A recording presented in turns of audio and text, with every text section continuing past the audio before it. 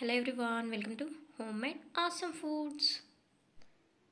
ఈరోజు మనం ఎప్పుడు వేసే నార్మల్ దోశ కాకుండా మసాలా దోశ ఎలా ప్రిపేర్ చేసుకోవాలో చూద్దాం. దానికోసం క్యారెట్ను తురుమాలి, ఉల్లిపాయలు, కొత్తిమీర సన్నగా తరిగి పెట్టుకోవాలి. ఇప్పుడు ఒక ప్లేట్లోకి కొద్దిగా కారం, ఉప్పు, ధనియాల పొడి వేసి బాగా మిక్స్ చేసుకోవాలి. ఇలా మిక్స్ చేసి పక్కన పెట్టేసుకోవాలి. ఇప్పుడు స్టవ్ పైన పెనంని పెట్టుకొని పెనంని బాగా హీట్ చేసుకోవాలి. పెనం హీట్ అయిన తర్వాత దోశ పిండిని వేసి పెనం అంతా స్ప్రెడ్ చేసుకోవాలి. ఇప్పుడు స్టవ్ని లో ఫ్లేమ్లో పెట్టుకొని తురిమిన క్యారెట్, ఉల్లిపాయలు, కొత్తిమీర వేసుకోవాలి. ఇప్పుడు స్టవ్ని మళ్ళీ ఫుల్ ఫ్లేమ్లోకి టర్న్ చేసుకోవాలి.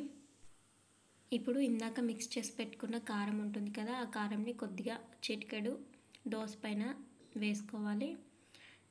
ఇప్పుడు దోశ కొంచెం మాడుతూ గోల్డెన్ కలర్ వచ్చిన తర్వాత ఆయిల్ వేసుకొని దోశను తిప్పి వేయొద్దు. ఇప్పుడు ఏం చేయాలంటే దోశని ట్రయాంగిల్ షేప్లో ఫోల్డ్ చేయాలి, లేదంటే రౌండ్గా అయినా ఫోల్డ్ చేసుకొని మళ్ళీ తిప్పి వేసుకొని అప్పుడు దోశని ప్లేట్లోకి సర్వ్ చేసుకోవాలి. ఇలా ట్రయాంగిల్ షేప్లో ఫోల్డ్ చేసుకోవడం వల్ల ఉల్లిపాయలు, క్యారెట్ మాడకుండా సాఫ్ట్గా ఈవెన్గా అలానే ఉంటాయి. ఇప్పుడు ప్లేట్లోకి సర్వ్ చేసుకోవాలి. ఈ దోశని పల్లి చట్నీతో సర్వ్ చేసుకుంటే టేస్ట్ భలే బాగుంటుంది. ఒకసారి మీరు కూడా ట్రై చేసి టేస్ట్ ఎలా వచ్చిందో కామెంట్ చేయండి. Thanks for watching the video. Please like the video and subscribe to my channel.